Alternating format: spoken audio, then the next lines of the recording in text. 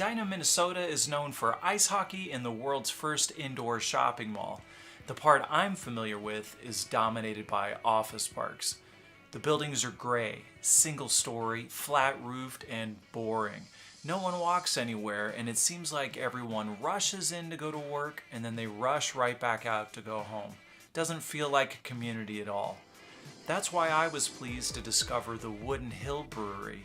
Opened in the late 2017 by brothers James and Sean Ewen, this brew pub is the antidote for a bland and perfunctory part of town.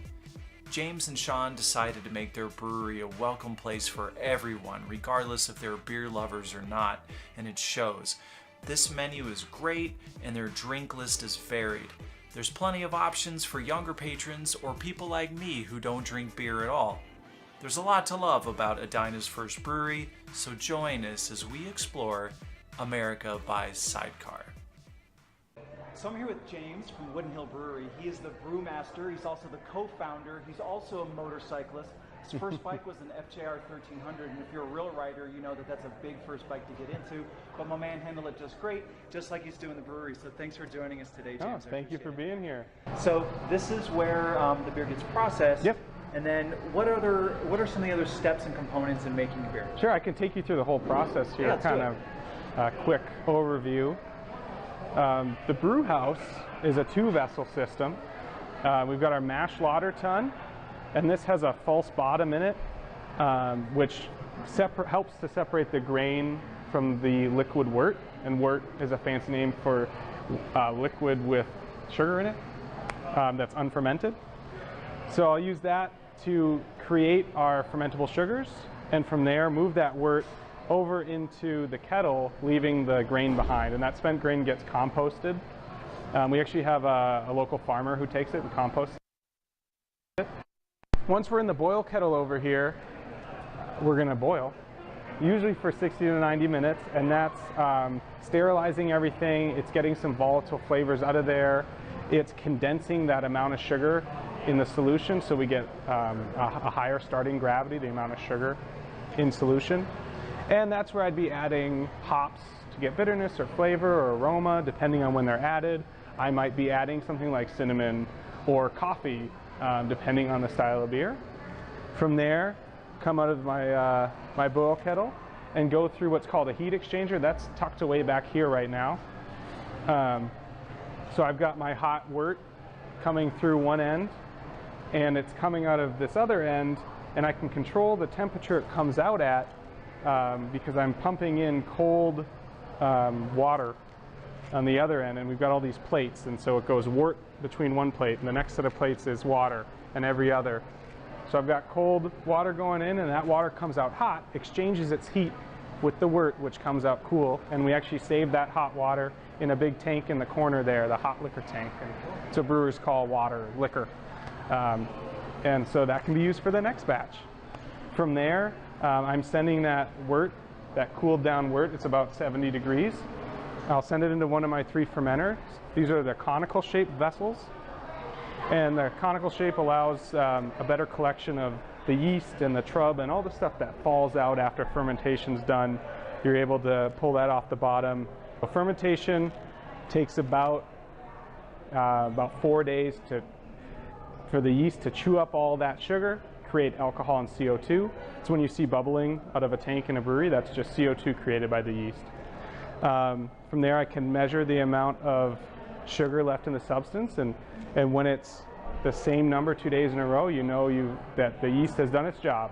And you can use that number and the original number you started with to figure out the alcohol content. And usually we're talking in the range of 4 to 10% for what I'm doing here.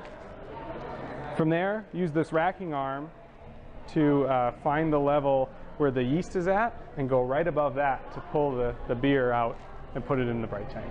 Awesome. And from there, you just keg it and take it into the cooler. So this is basically what you started with 8 years ago.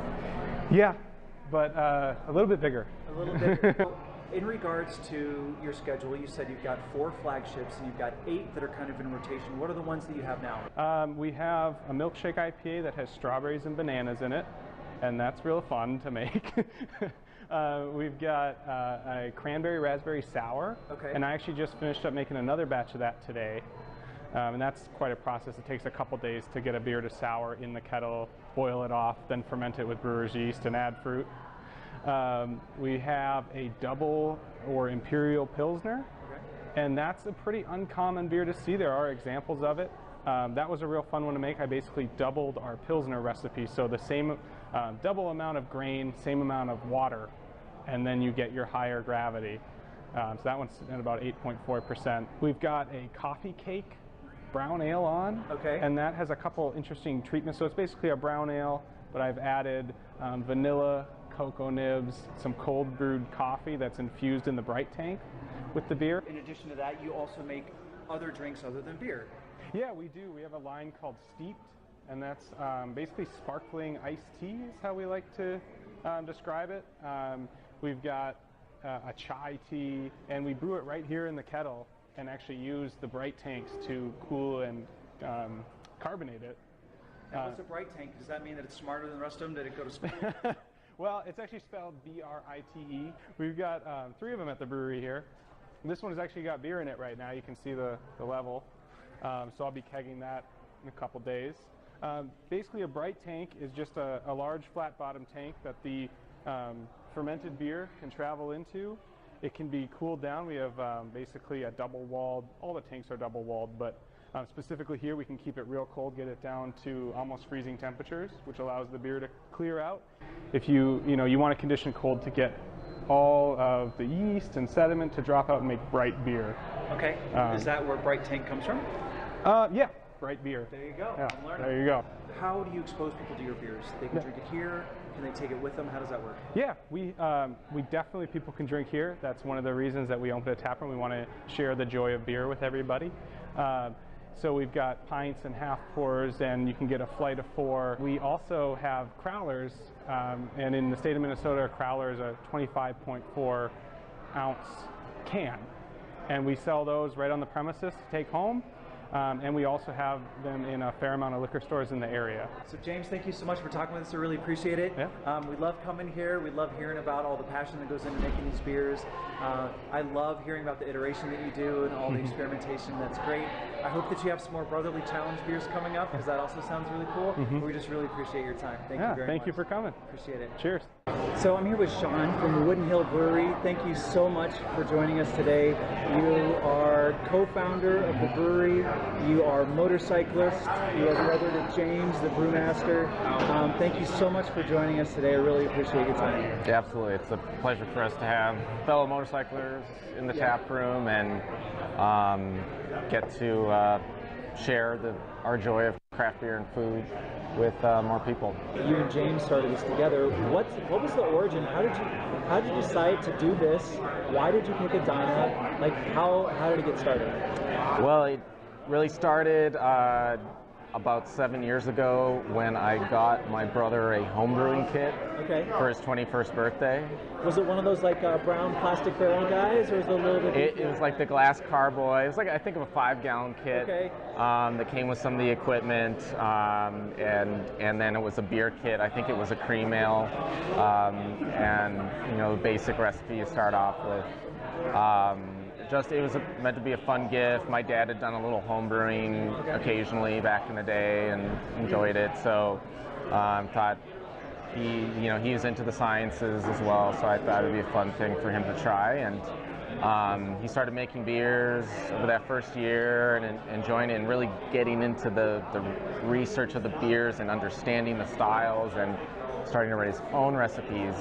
And we were really enjoying his unique recipes, his unique beers, but what we discovered was we really enjoyed sharing them with other people as well. So gathering around the kegerator and trying a new beer, and we'd hang out there for quite a while with friends and family.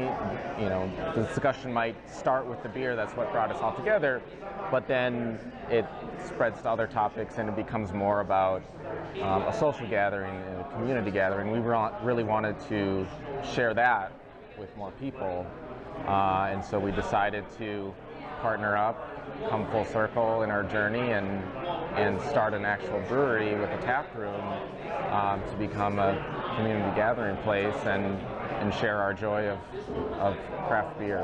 Well, it's definitely working. There are a ton of people here right now. We come here to get away from our office, and every time we leave here, we're in a better mood. Yeah. So it's working. So it's really awesome to hear that. We really wanted to create the space to welcome all different parts of the community. So, like you said, it's very family friendly. We have high chairs here. We have some non-alcohol options.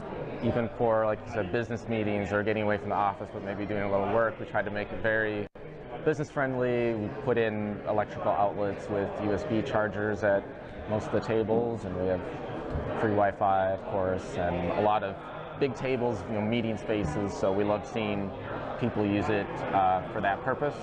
And I think that really helps foster that community aspect that we're going for, when you can go and sit next to anybody, sit with new people, and meet up with others in the community your neighbors who you didn't know were already here. For sure. And it's starting to become that place as we see more and more people in the community keep coming back, and Absolutely. we see familiar faces.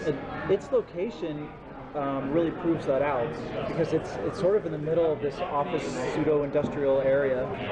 Finding this place that's so alive in the middle of something that's kind of commercial has been a real treat, and especially here on the weekends, just all the people that come in. They're not working here. It's easy to say, oh, when people get off work, like we're now here, they just come by on their way home, but it's not just that. And so that's been really cool to see. Yeah. One of the things I really like about coming here is that there are a lot of deliberate choices that seem quite natural when people come in. They probably wouldn't think about the thought process to all of your non-alcoholic drink lines, but that's a very conscious thing that you and your brother and everybody else have made.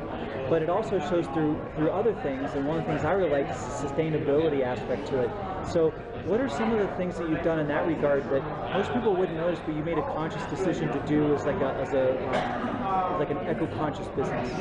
Yeah, we're kind of a couple companies in one. We're a manufacturing business, we're a distribution company, we're in the retail, kind of a restaurant and bar side of it too. So in all those companies combined, those types of business generate a lot of waste. They use a lot of energy, gas, and we've tried to do what we can to minimize the impact, because the minimizing that we do, has a greater impact than a lot of other businesses and homes that probably don't use as much resources as a brewery might use. So for our plates, napkins, all that is compostable. We have an organic service that picks up our compost every week. Our grain gets composted by a local farmer. Actually, next season we're going to be able to start getting vegetables grown from his crops that the soil was made with the spent beer grain. So grateful for your time. I'm really impressed with what you've got already in such a short period of time, and I can't wait for your future success. So thank you so much for being with us today. Yeah. To be honest, you're the reason why I want to do this episode. Because I love coming here. Yes. I love talking to you. I love learning from you. And so that's why we're so happy to be talking to Jordan from the Wooden Hill Brewing Company. You're the head chef. Yes. And you come nosh on my food all the time. All the time. At least once a week. I appreciate that. We appreciate that. I was saying earlier, we come in here, we're in a bad mood, we're hungry, we're hangry. We come in here, we order an awesome burger of the moment, an awesome Korean dog, we get great something to drink, and then I meet you here in the window, and I have a great conversation. By the time we're through eating and talking with you, we feel great. Yes, that's what we want. It's what happens. We don't want an atmosphere of just people coming to eat or drink. We want an atmosphere that you can come and hang out. 100%. And I think we do a damn good job at it. If you're willing to come and experience it and open yourself to it, I think you're going to enjoy it. One of the things I like a lot about here is this burger of the moment. And so, what's that program about? Is that something you came up with? Is that something what's your spin on it? Like, what's that whole program like? So there's a few places around that do burgers on a continually weekly basis. They'll change their special burger. We wanted a fun acronym to have with it. I know some people are using Burger of the Month, and we didn't want Burger of the Month. We wanted to kind of individualize ourselves. And we went with Burger of the Moment. And because then I can dictate when it changes. And it's actually really fun amongst all my coworkers, because they'll have a burger that they like, but they don't know if it's going to be on the menu the next day. No, the last time. No one knows. So the acronym being BOMB is just naturally a fun one to say. You can have the BOMB burger. So tell me about your background. So there's a period of time where you're on a show called MasterChef. Yep. So you're on season 4 of that. Yep. What were you doing leading up to that? Because that's kind of an interesting origin story in itself. So I never really knew that I loved food. I always was next to my mother's hip in the kitchen. Mother is totally down home, Campbell's soup, cooking, hot dish, Midwestern wife. All right. She was always in there firing up the kitchen if we were having people over or just for family dinner. Yep. And I always wanted to learn. I wanted to be next to her. I wanted to see what she was doing. What I learned from her was what food can do for people. It can bring people together. Yep. It's that common language that we share with everybody in the world, that we can sit down and we can all enjoy food regardless of our background and who we are and what we look like. For sure. And she taught me that that was a great doorway for me to walk in, and then I can take it from there. I lost my mom about 12 years ago, and that I think was what really spurred me along. And I watched cooking channels, and I hopped on the internet. And almost every day, I went to the grocery store, bought the food that I wanted to cook something that day from what was something that I learned that day. Sure. So if I learned how to do beef Wellington, I was going to the grocery store to try to cook beef Wellington that day. That's probably where I learned 90% of what I knew. Not to date, but what I knew back then to get on to MasterChef. Right. So if you advance 2 years of me kind of self-teaching myself how to cook, I jumped into MasterChef after putting on a backyard cookout for some friends of mine. And she was a huge MasterChef fan. Okay. And she pushed me. She actually called me that night at 2 in the morning at bar close and said, "You're going to try out tomorrow morning, right?" I was like, "I don't think so." And she's like, "No, you have to go try out."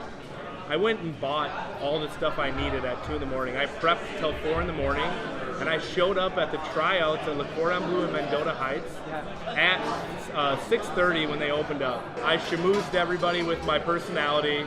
My food was on point, and they said, "We want to bring you back for a few more interviews." Fell into MasterChef. The actual TV show got invited to LA. 36,000 people tried out. 100 got invited to LA, and I was one of the 100 and showed up guns blazing. Nice. And with my attitude on point, and I came in and I didn't take shit from anyone, and I think they enjoyed that. I walked in there thinking that like this untrained chef, wannabe chef, learning by the internet and Food Network, Guy Fieri, whoever I could see. Right. I didn't think that I had the credentials that I needed. When I saw who I was up against, it was go time. Made it to 7 out of 100, and I undercooked quail because I thought it was a game bird that you're supposed to cook medium rare. You are not, so note to the people, cook quail all the way. Went kind of dormant for a while, was working a 9-to-5 FedEx job for a long time, 9 years actually. Had twins coming, and so I was expecting twins about 6 months before that. I got a part-time job here at Wooden Hill pouring beer. I actually applied to pour beer here, and my boss was shorthanded in our little kitchen when we first started, asked me to step in. I stepped in, I did a great job. He said, "I want you to pull more kitchen shifts." I pulled more kitchen shifts. He built a new kitchen, and then he said, "Do you want to head this kitchen?" So the long story longer is I now find my permanent place right now is here.